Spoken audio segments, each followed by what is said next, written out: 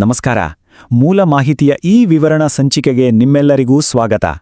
ಇವತ್ತು ನಾವು ಕೃಷಿ ಕ್ಷೇತ್ರದ ಅತ್ಯಂತ ಪ್ರಮುಖವಾದ ಆದರೆ ಅಷ್ಟೇ ತಲೆನೋವು ತರುವ ಸವಾಲೊಂದರ ಬಗ್ಗೆ ಚರ್ಚೆ ಮಾಡಲಿದ್ದೇವೆ.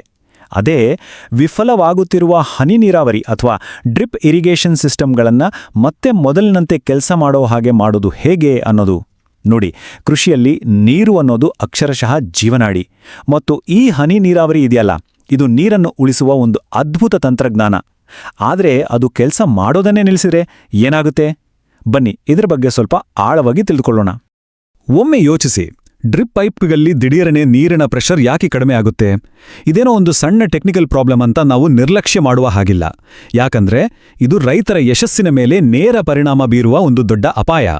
ಪೈಪ್ನಲ್ಲಿ ನೀರು ಸರಿಯಾಗಿ ಬರದೇ ಇದ್ದಾಗ ಎದುರುಗಡೆ ಇಡೀ ಬೆಳೆಯೇ ಒಣಗಿ ಹೋಗುವ ಭೀತಿ ಶುರುವಾಗುತ್ತೆ. ಇಲ್ಲಿನ ಮುಖ್ಯ ಪ್ರಶ್ನೆ ಏನಂದ್ರೆ, ಈ ರೀತಿ ಹಠಾತ್ನನೆ ನೀರಿನ ಹರಿವು ನಿಲ್ಲೋದಕ್ಕೆ ಅಸಲಿ ಕಾರಣವೇನು? ಇದರ ಹಿಂದಿನ ರಹಸ್ಯವಾದರೂ ಏನು? ಮೊದಲಿಗೆ ಈ ಹನಿ ನೀರಾವರಿಯ ಪ್ರಮುಖ ಸಮಸ್ಯೆ ಏನು ಅನ್ನೋದನ್ನ ನೋಡೋಣ.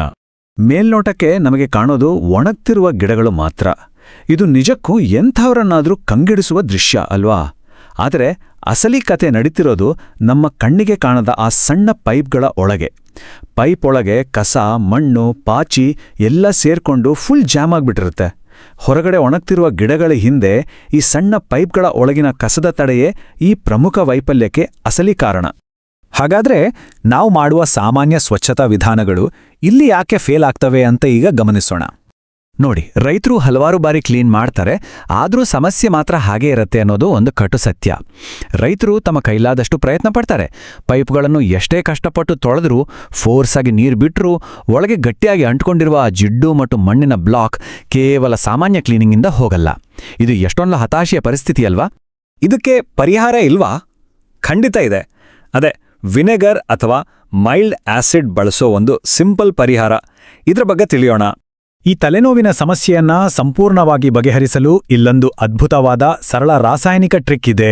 ಹೌದು, ನಮ್ಮ ಅಡುಗೆ ಮನೆಯಲ್ಲಿರುವ ಸಾಮಾನ್ಯ ವಿನೆಗಾರ್ ಕೃಷಿಗೂ ಇಷ್ಟೊಂದು ಉಪಯೋಗಕ್ಕೆ ಬರುತ್ತೆ ಅಂದ್ರೆ ಆಶ್ಚರ್ಯ ಅಲ್ವಾ? ಭೌತಿಕವಾಗಿ ಪದೇ ಪದೇ ಶ್ರಮ ಹಾಕುವ ಬದಲು ಈ ಸ್ಮಾರ್ಟ್ ಐಡಿಯಾ ಬಳಸಿದ್ರೆ ಪರಿಣಾಮಕಾರಿ ಮಾತ್ರವಲ್ಲ, ಖರ್ಚು ತುಂಬಾನೇ ಕಡಿಮೆ. ಈ ಟ್ರಿಕ್ ಗೊತ್ತಿದ್ರೆ ಇಷ್ಟು ದಿನ ಕಾಡುತ್ತಿದ್ದ ಆ ಬ್ಲಾಕೇಜ್ ಸಮಸ್ಯೆ ಕಂಪ್ಲೀಟಾಗಿ ಮಂಗಮಯ ಆಗುತ್ತೆ. ಈ ಪ್ರಕ್ರಿಯೆ ತುಂಬಾನೇ ಸಿಂಪಲ್. ಕೇವಲ 3 ಹಂತಗಳು. ಸ್ಟೆಪ್ 1, ಮೊದಲು ನೀರಿಗೆ ಸ್ವಲ್ಪ ವಿನೆಗರ್ ಅಥವಾ ಯಾವುದಾದ್ರೂ ಮೈಲ್ಡ್ ಆಸಿಡ್ ಮಿಕ್ಸ್ ಮಾಡಬೇಕು. ಸ್ಟೆಪ್ 2, ಆ ರೆಡಿಯಾದ ಮಿಶ್ರಣವನ್ನ ಡ್ರಿಪ್ ಪೈಪ್ ಒಳಗೆ ಹರಿಸಬೇಕು. ಆ್ಯಂಡ್ ಫೈನಲಿ ಸ್ಟೆಪ್ 3, ಇದೇ ಅತ್ಯಂತ ಮುಖ್ಯವಾದದ್ದು.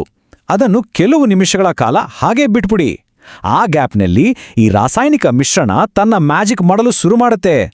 ಮುಂದಿನ ಹಂತ ಅಂದ್ರೆ ನೀರಿನ ಸರಿಯಾದ ಹರಿವನ್ನು ಮರುಸ್ಥಾಪಿಸೋದು ಹೇಗೆ ನಡೆಯುತ್ತೆ ಅಂತ ನೋಡೋಣ.